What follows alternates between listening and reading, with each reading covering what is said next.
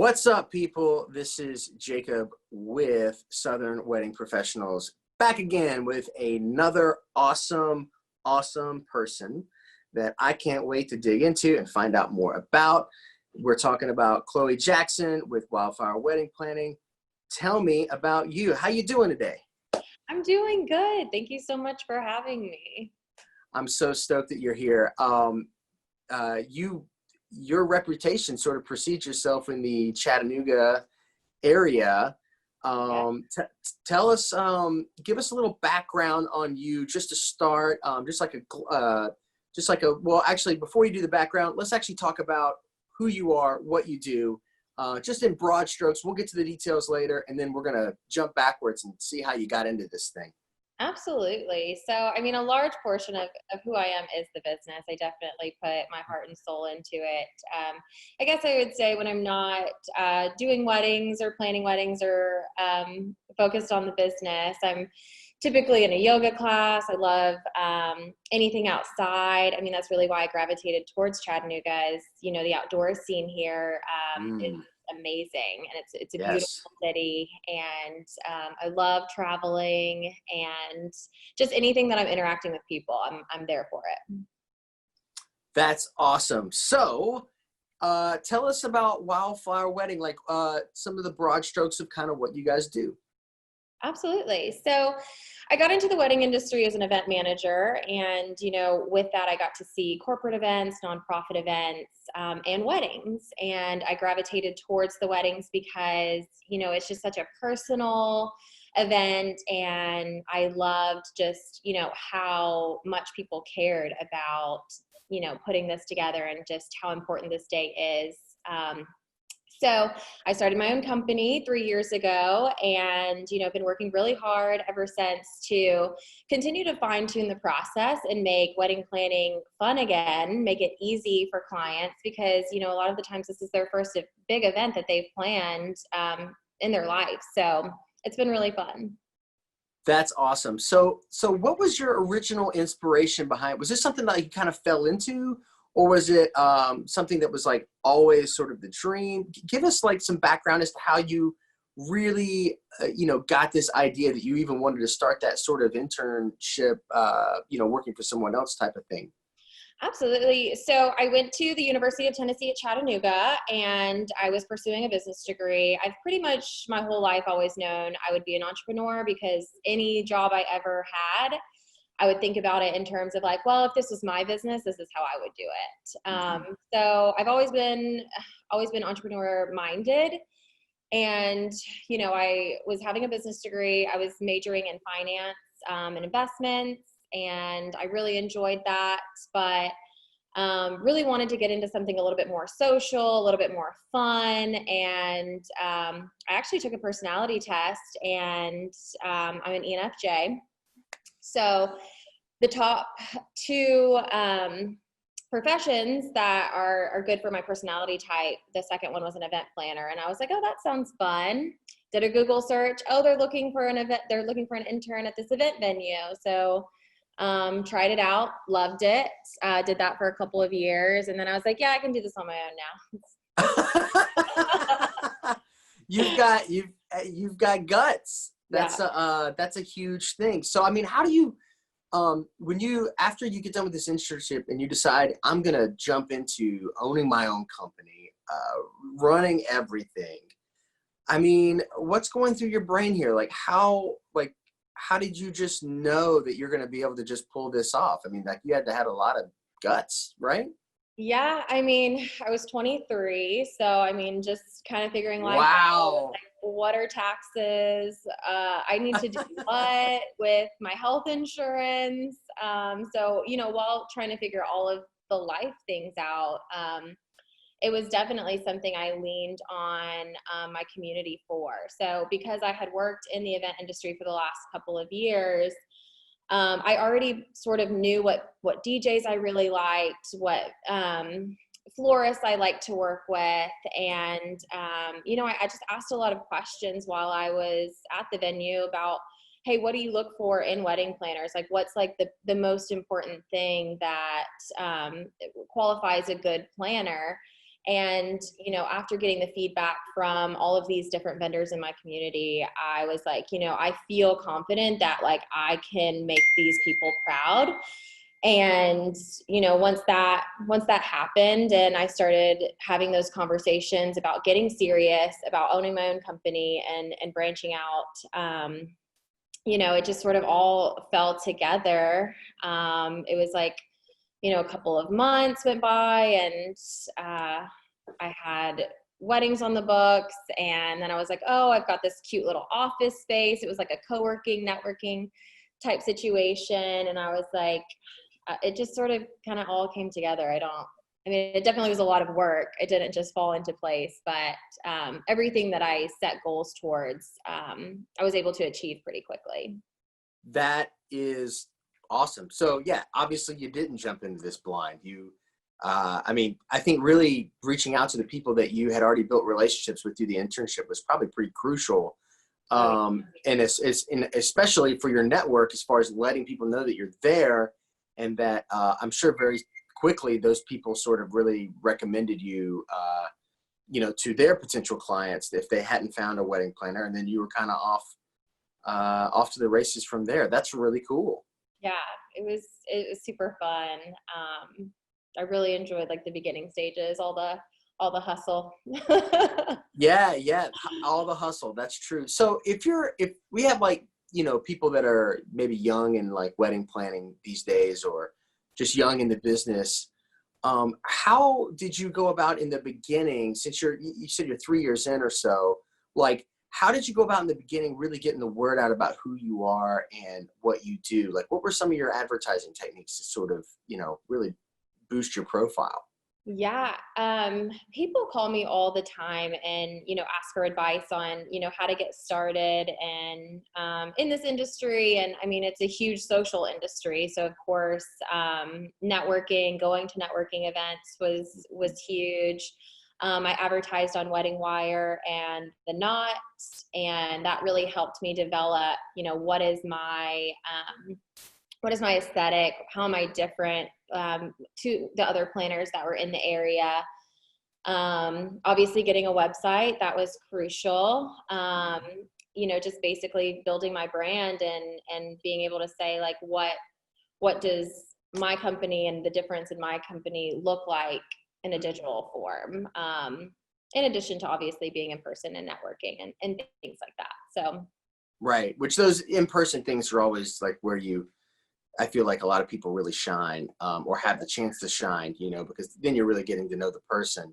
Mm-hmm. Well, that's really cool. Like, I just wonder, like, in the process of you trying to figuring out, like, or in the process of you thinking about who you are, and then how to like personify that, like in a digital package, what were some of maybe the attributes that came across to you that you felt like resonated with your clients early on? Like, what were some of the things about you that made them want to choose you to work with? Yeah, I did a lot of, and I'm sure you've experienced this as well. When you own a company, you really have to figure out who you are. And I did a lot of digging and trying to figure out like, why are these people booking me, and who is my ideal client? People that I enjoy working with, people that enjoy working with me. And this is such a social business. It's such a interpersonal business that it's basically like my ideal clients are just people that would be my best friends. I find myself, I keep in touch with all of my clients. We grab coffee or dinner, even after the wedding is over, because these are people that I enjoy being around. And I've spent the last year helping with such an important day. And I think that's big, is just, I had to figure out who I am in order to figure out who would I want to be associated with, or who would take value from what I have to offer. So I think it's a lot of, I like to have fun. I like to travel. A lot of my clients like to go out to eat. We talk about restaurants. It's just basically people who would be my best friends. So I love that. Especially if you just immediately know and kind of have that intuition after meeting someone or talking with them on the phone to know whether you're a good fit. because I tell people all the time, it's about finding your fit. Because there's plenty of people out there that do whatever it is that you do, no matter what industry you're in. And as long as you always find your fit, you're always going to be in the wheelhouse of the people that, that you're looking for. Exactly. But I mean, there's a professional side of it too. Obviously being organized and being able to, execute a day of being calm, cool, collected. Like there's a lot of just basic things that I think all good wedding planners possess.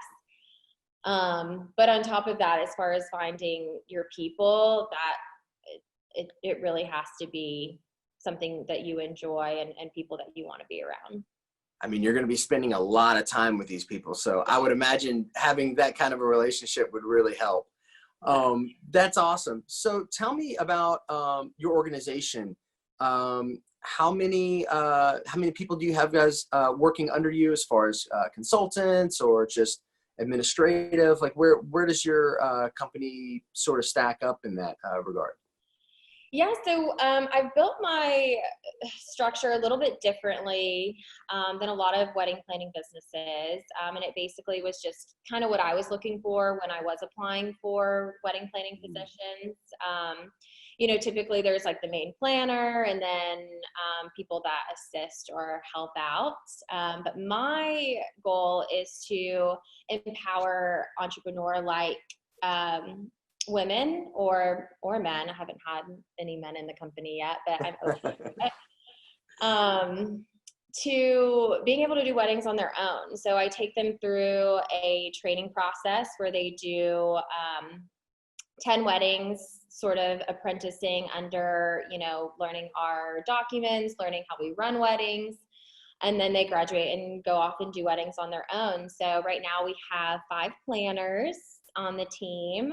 Wow. And then we also have assistant planners who are trained, just very well trained to assist if there's anything that happens to your lead coordinator. You have somebody who knows what they're doing, assisting on day of. And then I think we have like 14 or 15 interns that just help on day of and assist with the logistics as far as wedding day. So we always show up with a team. A lead coordinator, an assistant coordinator, and 2 interns. So that requires a huge staff, obviously, with availability and weekends and things of that nature. But it's been really fun. I love teaching people the reins on how to do weddings, and everybody has their own personalities, and it's been really cool to watch everybody grow and be able to do their own weddings. So that's really interesting. You have your own academy. Yeah, kind of. It's you literally take people in to say, I want to be a wedding planner. And you're like, all right, I'm going to show you how to do it over 10 weddings. Mm-hmm. And you show them your entire process. Now, do these people always, after the 10 weddings, do they always go off and start their own business? Or are these people that you look at those and you're like, I kind of want you on my team and sort of bring them into your fold? So they get assigned weddings through the brand. So they would work and do their own weddings, but through Wildflower, and obviously, we handle like the advertising, and they're able to use the office space, which you know from earlier, and those types of things. So we just continue to have them under our umbrella, but it's more of like a brokerage type thing. So just connecting clients with our planners and finding the right fit for our clients based off of our different personalities that we have on the team. Wow. That's a really cool idea, being able to broker, the relationship between the client that needs a certain type of wedding planner and then the actual wedding planner themselves. That's a really cool idea. Where'd you come up with that? I don't know. I basically was like, well, I'm not the right fit for everyone, but I want to be able to service everyone's needs. And, I'm very hyper aware of my strengths and weaknesses. And so I was like, I need to have people on the team that can make this a great company, well-rounded and balanced. So You know, Bailey, she's been on the team for the longest. She's been amazing, and she's hyper organized, very like efficiency, like guru.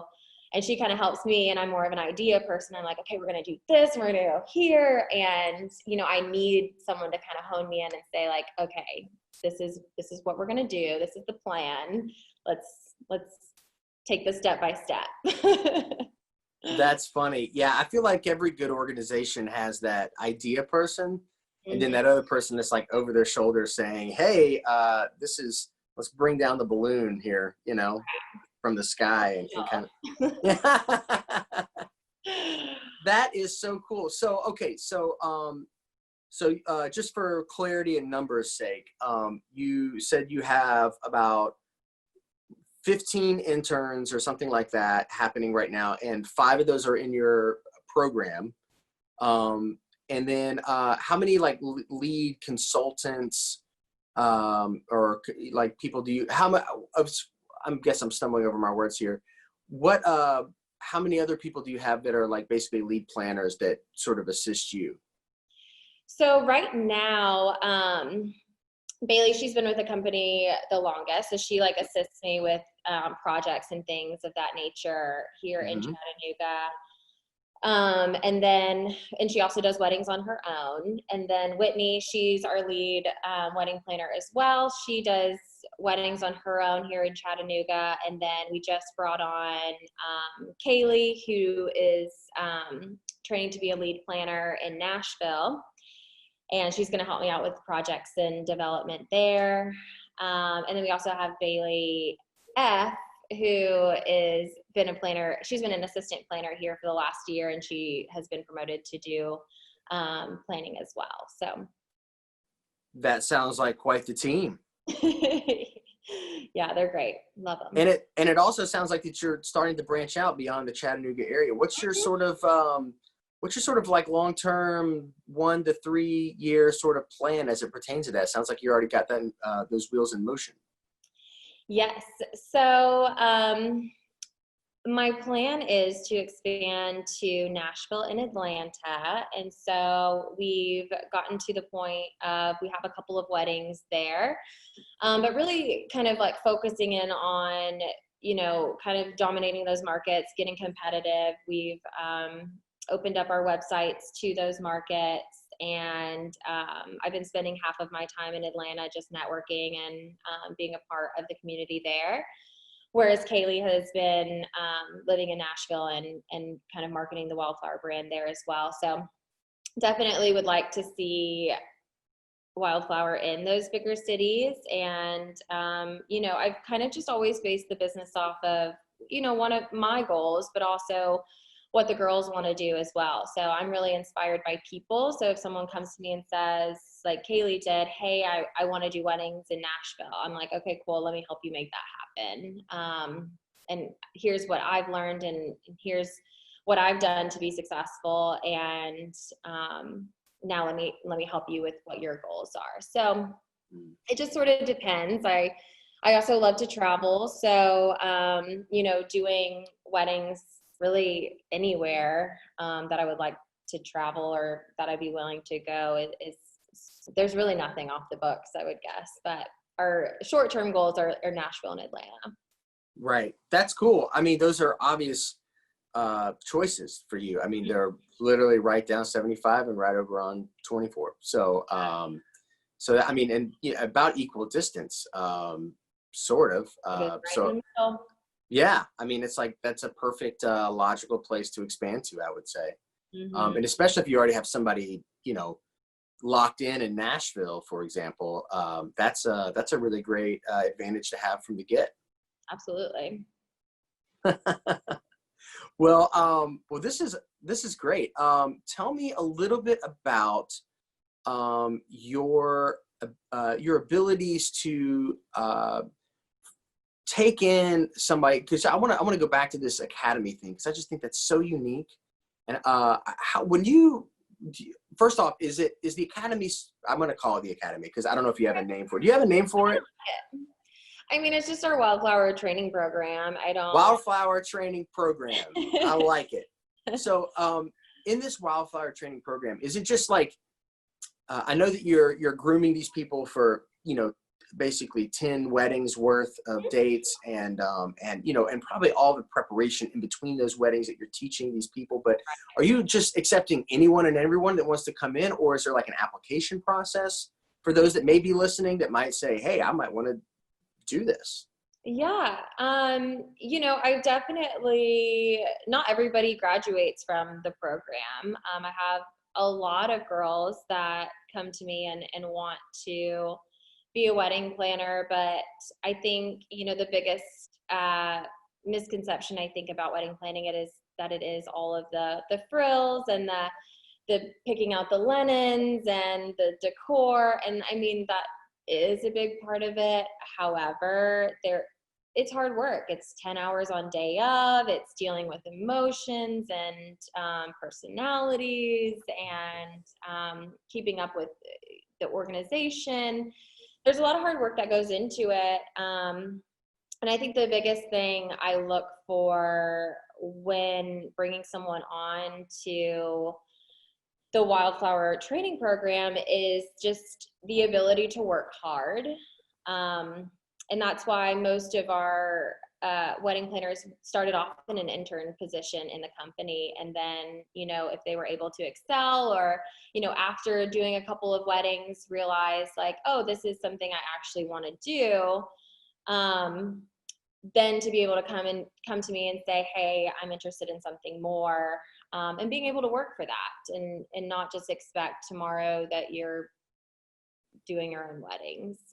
So hard work is a huge thing that I look for. Passion, just being able to keep up, and it's a very fast-paced industry, especially on day of. So there's quite a few qualities I look for in wedding planners.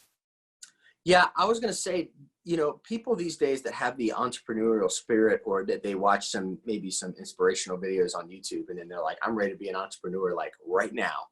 Right. I kind of feel like those people sometimes miss the boat in the importance of apprenticeship, and also just the ability to work for someone else, and learn from their mistakes, or learn how they would probably do things differently, so that when they are comfortable enough and they learn the trade well enough, in all formats, because if you're the CEO in the beginning, you're also the CFO and the COO and all the other branches of a business that needs to be, assembled. So that apprenticeship program, I mean, a lot of people get a dirty word about it just because, it's a lot of these internships are unpaid, or maybe they don't pay a whole lot in the very beginning and you got to keep a second job. But the fact of the matter is you've got to learn the craft, right? Right. And I mean, it just takes time. There's only so much that I can teach someone or prepare or theorize about, but it really just takes that experience of like, day of, here's your issue. There's always something that's going to come up. How are you going to handle it? They're all very specific to the day. So, it's just something you have to experience in order to learn and to know, like, hey, I feel confident enough that, Khloe, I don't need you anymore. I can go off and handle these problems that come up on my own. So it's really just about making them feel comfortable and confident in their abilities to handle a wedding day. And I mean, you're not going to be able to get to that until you have seen it all, or come close to at least seeing it all. Mm-hmm. I mean, I guess that every wedding presents the opportunity of like, well, I've never seen that happen before. But I learn something new every single wedding. I'm like, well, that's a first. Right. But you got to put in that time. You're right. You got to put in that time learning and going through those broad strokes of knowing how to handle every situation with, with a great attitude and an ability to sort of see above all the noise, because that's what they're paying you to do. They're paying you to be there and to be the logical person in the room and make the decisions that need to be made when you need to make them. Right. Exactly. And I think, a lot of people, and the reason why I got into this was because people would hire their parents or like a family member to be like the wedding coordinator on day of. But they're not thinking logically. They're not professionals. They don't know how to deal with problems that arise if a vendor forgets something, or being able to decipher, is this a big deal to be like stressed out about, or is this like, oh, this happens all the time, this is the remedy. So really having a professional on day of that is logical and experienced in handling problems that arise, so that, the bride and groom never have to hear about it. They're just drinking their mimosas, hanging out with their friends, enjoying the evening, rather than getting, chatter on, oh, someone forgot the cake, like that's just not what you want on your wedding day. So I don't know how people don't have coordinators for weddings. It baffles me. That's a really great pivot point. Let's talk about the packages that you offer your clients. Absolutely. So we have two main packages. Our month of coordinating package is basically that day of help. It's for clients that feel very comfortable with the planning process, reaching out to the vendors and leading up to the month before. And that's kind of when we come in, take over vendor communication, finalize with the vendors, make sure anything that you haven't forgotten or anything that you may have forgotten has been thought about, and then obviously execute on day of. Whereas we also offer a planning package, which is full service. We're there through every step of the way, going to those vendor consultations, helping make the decisions that lead towards those goals that you have for the wedding. Because there's so many different ways to put on an event these days. You could be casual, you could be formal, it could be all out in every way, or it can just be, maybe the decor isn't super important. So we really try to figure out what is important to the client and guide them in the right direction on, these are the vendors you need to work with in order to execute an event that's in your mind. So that's cool. So it sounds like that based upon your experience with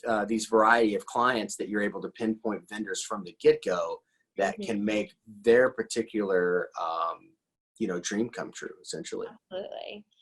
So, I mean, if someone's like, hey, I really want this wedding on Pinterest, it's like maybe trendy, it's very, modern, I would point them in one direction vendor-wise. Whereas if they're like very classic, they want a very sophisticated look, I would point them in a different direction. So it really is just all about networking and knowing what all is out there vendor-wise, and being able to connect the right vendor with the right client. Because I don't think there's a cookie cutter way to do a wedding. It's very personality based. Right. I'm sure that personality search whenever you sign on with a client is, I would imagine, is probably rather extensive, right? I mean, like when you sit down with somebody, do you hand them like this big questionnaire, and then it's almost like a personality test, and then you're like, at the end of it, you're like, oh, I know exactly who I need to call. Walk us through that. And so the process when we book a client is we'll have an initial planning meeting, and that's typically at the venue that they've booked, and just saying, okay, what is your vision? Like, when you imagine your day, like, what is most important to you? And so pinpointing, is it the decor? Is it the atmosphere? Is it, the photography? Just basically figuring out what's important to them. And then we dive into every other aspect. And, there's invitations, catering, entertainment, florals, rentals. And I mean, just diving into all of that and saying, well, one, how much do you have to spend? And then two, what can you get for that? It's a lot about managing expectations and pointing people in the right direction that fits into whatever it is that their goals are. Right. And one other thing I sometimes I forget to ask, so I want to make sure I ask it now. Do you specifically do weddings, or do you also venture into like the corporate event sort of world? I'm all weddings. All weddings, all the time. All the time. I love it. I love it when people are specialized. I love it when people are like, this is what I do well, and this is what I'm going to do, and I'm not going to fool with the other side of the business. That's really cool. Yeah. I found out what I liked, and I was like, that's it. Weddings. I'm going to do weddings. That's it. Right. I mean, it makes sense. You know, I mean, it's a great business to be into. I mean, people pay taxes, people pass away, and people get married. So, so there you have it. Oh, sorry. Keep going, please. Oh, I was saying it's just such a special event. You know, my sister, she does like plans festivals and concerts, and you know, I love being a part of that too. But when it comes to my business, it's just, I think I really believe in love, and I believe in weddings, and I just think that they're so much fun, and that's where my passion is. So I think niching out and really just focusing on this is what I do has been really gone really well for me. So I would recommend. There you go. I mean, you're 3 years in, and I mean, and from what it sounds like, you're doing really well. Yeah. The next question I want to ask is sort of topical, and it's dealing with today, and COVID, and the impacts on your business. And I already see your eyes rolling, so I know what's going on and probably what's going through your head. But let's talk about that just for a little bit. Okay. I don't want to make it a huge part of the thing, because I feel like people just get beat over the head with COVID all the time. But we would be remiss to not speak of the current time and the current climate. How is your clientele doing? Are they executing weddings? Are they punting them for next year? Are they, you know, I mean, how's the consumer confidence in sort of purchasing a wedding with you, you know, into 2021 or even for this year? I mean, what's your overall assessment of the whole thing? Yeah, so COVID has put quite the wrench in everything. You know, when it first came to light that the disease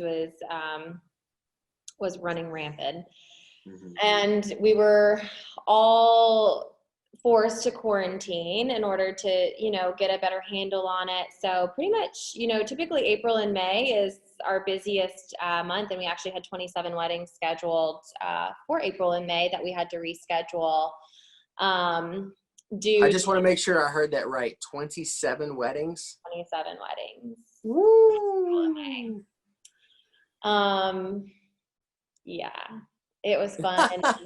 Well, sorry, go ahead and continue, please. It was kind of, I was really thankful. Obviously, it was really, really stressful.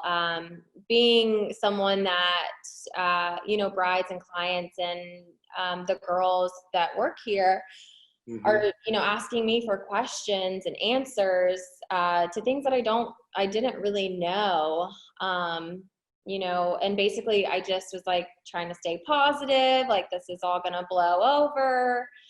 And so we just helped our clients reschedule, and I was really thankful for that during quarantine, where I think a lot of people had a loss of purpose, whereas, you know, I was helping people through this stressful time, and, you know, we were all leaning on each other in understanding that this is a stressful time and that we have to all band together. So we rescheduled, like I said, 27 weddings, and then we started back up doing weddings in June, and then now July as well. We have a busy August coming up, and, you know, I think since the quarantine has been lifted, we are all just learning how to live amongst the pandemic rather than in spite of it. Mm-hmm. And that's just something I really strongly believe in.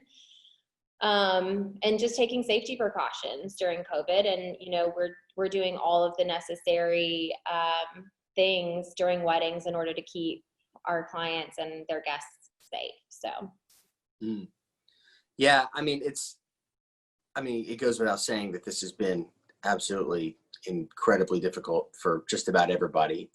But like, to reschedule 27 weddings over the course of 2 months, and then have to look at, you know, the next wave of people that are coming your way, and all the events that you have coming up. Do you feel like a lot of those people that were getting rescheduled were looking at the end of this year, or were they looking more into just 2021 in general? So it's been very case by case. And I listen to the circumstances of each client in particular. You know, a lot of it could be, you know, I have family coming in from out of the country, so I can't have my event. And that it's been very case by case. A lot of our, I would say about half and half. So a lot of our weddings in August are reschedules from April and May. So I would say probably 6 of them are reschedules. And then a lot of them would reschedule to next year. And so, you know, I just kind of let the client, whatever you feel comfortable with, like I'm going to try and be as accommodating as I possibly can and do everything that I can to make this process easy for you. We would reach out to all of the vendors and let them know, hey, this is the new date. And just, you know, trying to provide a service to people and making this time as easy as possible, because it is stressful. And I've seen that a lot with my clients coming up who are just like, hey, I've been kind of weird or like weary about booking the last few vendors that I need for the wedding because I don't know if I'm going to be able to have it. And with that, I mean, like I said, I believe that we should be, you know, having weddings, obviously, because, you know, first of all, you found the person that you want to spend the rest of your life with, and you've planned this occasion, and maybe it's going to be a little bit different or look a little different than you had originally thought. But I think it's important to follow through with those things. And I think that there are plenty of safe ways to do it. Yeah, I mean, a lot of people, speaking on the safe way of doing things, a lot of people are starting to look at this idea of virtual weddings. Did you have anybody come up with those sort of ideas through the whole thing, or did you discourage that sort of activity? Like, do you guys offer virtual weddings in the case of COVID or anything like that? You know, I've heard about the virtual wedding thing. None of my clients have come to me wanting to learn more about that. So I haven't wasted my time in researching. You know, I think mostly people are just limiting it. You know, originally looking at 200 people, and then maybe now looking more towards 50% capacity of the venues. So just smaller weddings. We've been taking temperatures at the door. We've been limiting how many people are around the tables, obviously utilizing outdoor options as much as possible, in addition to, with catering protocols, serving the food rather than having guests, you know, touch the utensils. So, you know, I've looked at it just basically when I go into a restaurant, you know, there's all of these safety precautions that they take in order to keep me safe. I'm still going to go to restaurants. I still need to eat food and don't particularly like to cook. So, you know, I'm going to sit out on the patio, have my lettuce wraps, and when I go inside, I'm going to wear a mask. And I think, you know, if you are a high risk individual, you should show up to the wedding with a mask. Definitely a believer in that. And I just think that there's a way to do it socially responsible, to still have your wedding and follow through with those things. Right. Yeah. I love the idea of the, you know, of the caterer, you know, plating food and bringing it to everybody, even more so than like a typical buffet that you might see at a wedding. I just think that's like even like a step up in like classiness and those type of things, like, or whatever the word would be. But I think that's some of the things that's come of this, you know, this horrible epidemic has like really challenged our industry to sort of think forward and to think bigger. And what's really cool about wedding planners like yourself is that you're already super creative. So, you know, being in this time, it's caused all of us to sort of stretch and sort of learn, you know, what's possible, and maybe even inspired some new ideas, you know? Absolutely. If there's a problem, I can find a solution. So it's definitely been challenging, but it's nothing that I can't handle. So Right. whatever the client needs. That's awesome. I love that. Well, in sort of like getting closer towards the end of our time together, I'd like to ask you a few things that maybe you've never had a chance to say publicly to anyone. But like, yeah, no, it's all good. It's all, don't worry. I'm not going to go Joe Rogan with this and start talking about DMT and all kinds of stuff like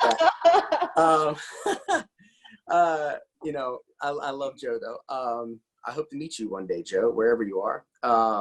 I guess he's moving to Texas now, I heard. So anyway, I always like to ask, like, what people in your life has been maybe the most influential in becoming the person that you are? Is there anyone that comes to mind? I mean, definitely my mom. I think, you know, just early on, she's just really the strongest woman I've ever met, and just instilled me with this mindset that I can really do whatever I want to do. And especially coming from, you know, it's a place where, or a society that, you know, I don't think that in the past maybe we've pushed women the way that we could career-wise or professionally. I came from a small town where everybody graduated and then they started a family and that was it, you know, and I've always been pushed to do more and expected to do more. And I mean, it wasn't a question of if I was going to college, it was where, you know, there wasn't an option. And I don't think college is the right path for everyone, but it definitely was something that I took a lot of value from. And, you know, I think back to her, and I'm very inspired by how she guided and led me. And that's something that I hope to do with girls that want to be wedding planners or are career oriented and want to make an impact in that way. So I just hope to be like her to others as well. That's amazing. Give us, like, if somebody were to ask you like for a piece of advice, and this could be broad, it could be very specific to the wedding industry, it doesn't matter. Like, what if somebody comes to you and says, tell me something that's going to make my life better? What comes to top of mind?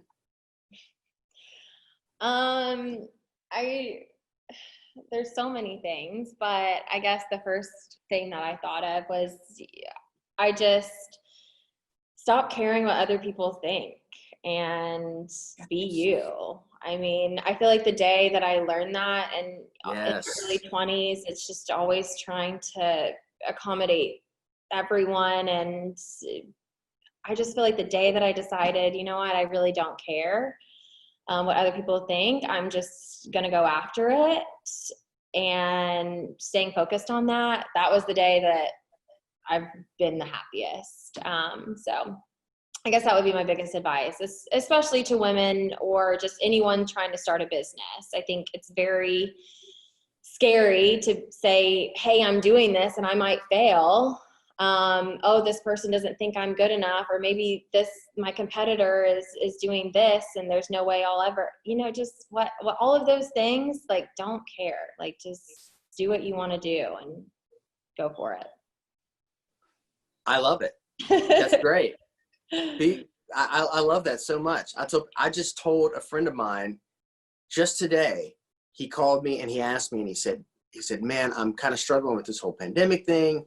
And I don't really know, like, you know, I'm a great musician and, you know, but right now I can't do my job and I feel like a fish out of water, you know, but I have these other interests, but I'm kind of scared. And, you know, and I just told him, I said, man, be yourself. Just do you, stop caring so much, go and just try it. Go for it.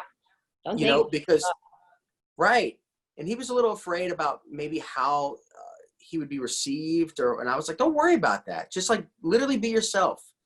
Yeah. And do what you've got to do. And if you do that, I really honestly feel like that those people will find you, you know, if you do your work, the people that you need to be connected with to take your career to the next level, whether it's being a wedding planner or being a musician or, you know, whatever your, you know, whatever your goals are, those people are going to be attracted to you. Absolutely. They're going to find you. You know, and when you find them, then you figure out ways to help them and you figure out how to work together. And and those type of things. That's a great piece of advice. Thank you. Kind of crushed that one right out of the, it's like, bam, there it is. Oh, I don't think too much. Okay, so I've got a few more questions for you, and this is going to be very illuminating to your personality and who you are and all these kinds of things. One of these days I'm going to come up with a fancy name for it, like SWP's personality test. But I don't know. But I'm going to ask you a question. You give me the answer. All right. Got it. Are you ready? Ready. All right, here we go. Beach or mountains? Beach. Why? I was born in Hawaii, so I'm an island baby. You were born in Hawaii? Mm-hmm. Yeah, my dad was in the military. My mom lived there for 30 years. They met. I moved around a lot as a kid as a military brat, but I mean, every time I'm on an island, I go back to Hawaii. I love Puerto Rico. I'm in Destin. I mean, it's everything to me. I feel my most self on the beach. How long did you get to experience Hawaii as a child? I was there until I was 6. That's pretty cool. Mm-hmm. But I go back and visit every year. I can't stay away. I went to Hawaii for the first time last year, and it was totally one of those deals where I found it, and the tickets were so cheap, and it was the total red-eye flight, and I was only there for about like 4 or 5 days. And I can honestly say that someone who's doubted the trip to Hawaii, to say, the Caribbean's right here. Why, I live in Atlanta, so going to the Caribbean's so easy. It's so great. It's super fast, and to fly all that way, it's totally worth it. It's 100% worth it, and a completely different culture and vibe altogether. Absolutely. I tell everyone it has permanent golden hours. That light right before the sun is about to set and everything's golden and honey pot and beautiful. Literally, that is what Hawaii looks like 24/7. It's gorgeous. Yeah, the hikes there are absolutely unbelievable. All right, next question. Do you sports?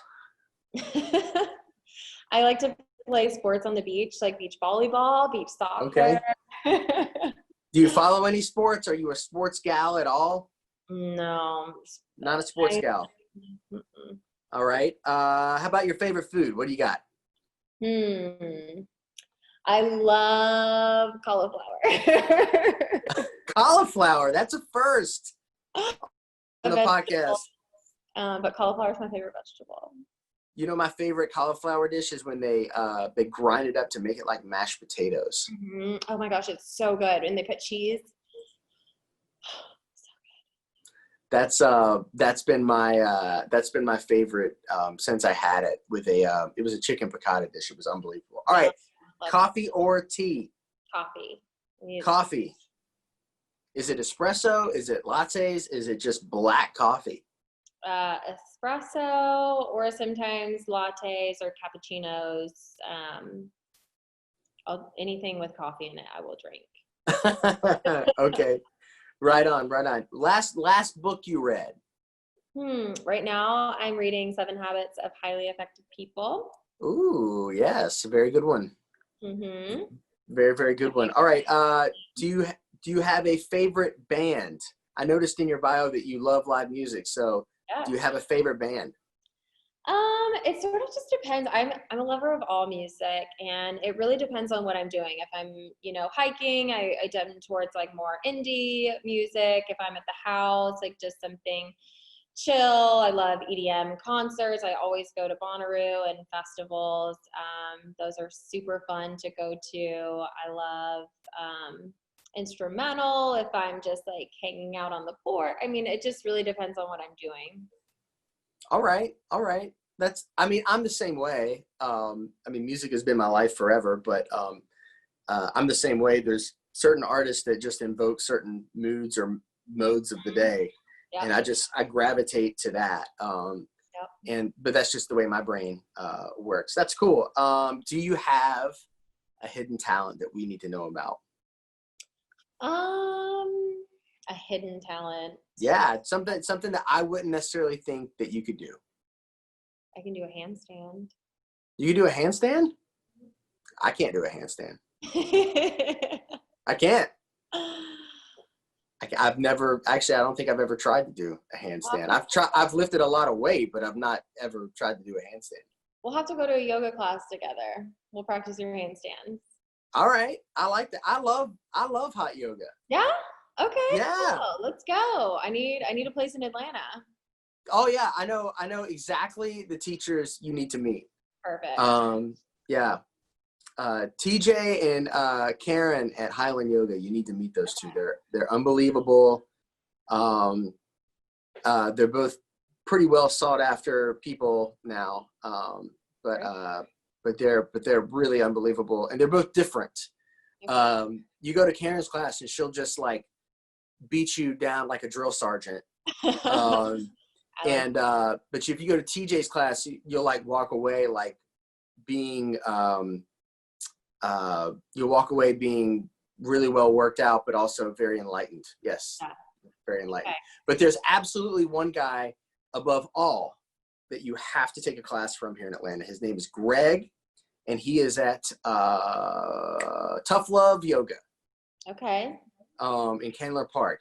He looks like he's 45, but he's like 70 something. Oh my gosh. And he is unbelievable teacher, unbelievable like spirit of a human. Like you feel like you're a better person just kind of being around him, you know? That's a guy you gotta meet. And they're also that studio is pretty cool too, because they do like a metal yoga class where they play nothing but like straight metal. Oh my god. So yeah, they're kind of wild and crazy. They got some wild and crazy ideas, but it's kind of cool. It's like you're doing like, you know, you're doing your downward dog and you're listening to like thrash metal. It's pretty cool. Yeah, it's pretty cool. I've coming from this guy, kind of like that. Well, I got to tell you, it's been an absolute joy to hang out with you. Give us your website, any of your social vitals, all that stuff. Tell us what that is.